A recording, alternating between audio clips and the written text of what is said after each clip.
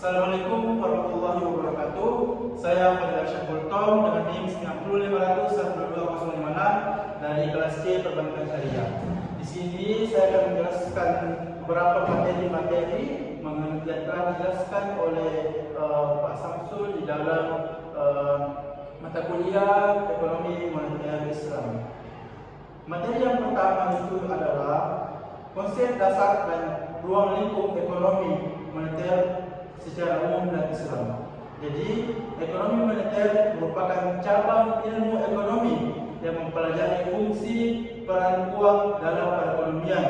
Tujuan utamanya adalah untuk memahami bagaimana uang berperan dalam mempengaruhi tingkat inflasi, pertumbuhan ekonomi, pengangguran, serta kestabilan harga dan nilai tukar.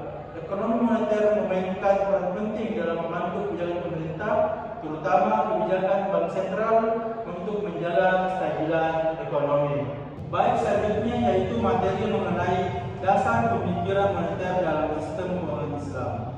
Dasar pemikiran moneter dalam sistem keuangan Islam didasarkan pada prinsip-prinsip syariah yang bertujuan untuk mencapai keadilan ekonomi, stabilitas, dan kesejahteraan sosial. Dasar pemikiran ekonomi moneter dalam sistem keuangan Islam didasarkan pada prinsip-prinsip syariah yang menekankan keadilan ekonomi, kesejahteraan sosial, dan stabilitas keuangan. Baik, selanjutnya yaitu materi mengenai teori dan konsep dasar keuangan Islam. Dalam praktiknya, keuangan Islam yang sah harus dilandasi oleh akad yang telah disetujui berdasarkan prinsip dan kaidah dalam agama Islam. Akad-akad keuangan Islam disusun oleh beberapa elemen penting, di antaranya pihak-pihak yang bertransaksi, bentuk akad, dan objek akad. Berlangsungnya sebuah akad menunjukkan adanya sebuah pemberian objek dari salah satu pihak yang bertransaksi dan penerimaan objek tersebut oleh salah satu pihak yang lain, yang kemudian akan menimbulkan konsekuensi hukum atas objek yang diperlukan antara kedua pihak tersebut. Baik, materi selanjutnya yaitu mengenai konsep uang dalam Islam.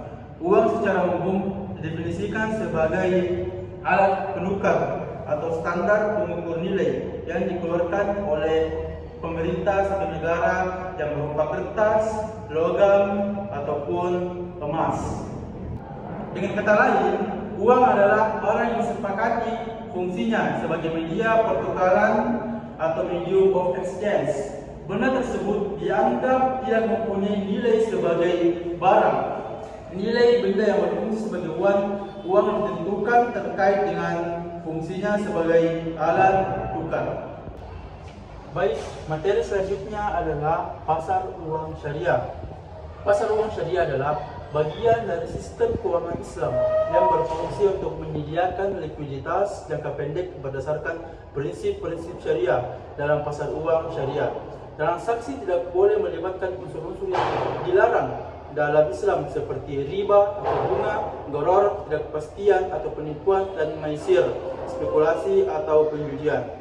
Pasar uang ini dirancang untuk memenuhi kebutuhan dana jangka pendek bagi lembaga keuangan, perusahaan, dan pemerintah dengan cara yang sesuai dengan hukum Islam yang berlaku.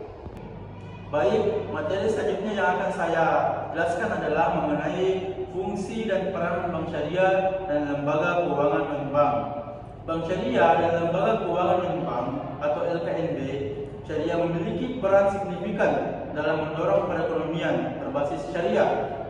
Mereka tidak hanya berfungsi sebagai penyedia layanan keuangan, tapi juga sebagai agen pembangunan ekonomi yang adil dan inklusif, yang selaras dengan prinsip-prinsip syariah. Yang dalam ini, operasionalnya bank syariah dan LKNB mengedepankan prinsip-prinsip yang menghindari riba atau bunga, gharar, ketidakpastian, dan maisir, spekulasi, sehingga transaksi yang mereka lakukan berfokus pada aktivitas ekonomi yang nyata dan memiliki dampak positif bagi masyarakat. Baik, itulah tadi penjelasan mengenai beberapa materi di dalam mata kuliah Ekonomi Moneter Islam yang telah kami pelajari. Semoga teman-teman yang menyaksikan video ini diberikan kesehatan selalu dan mendapatkan manfaat dari apa yang saya sampaikan.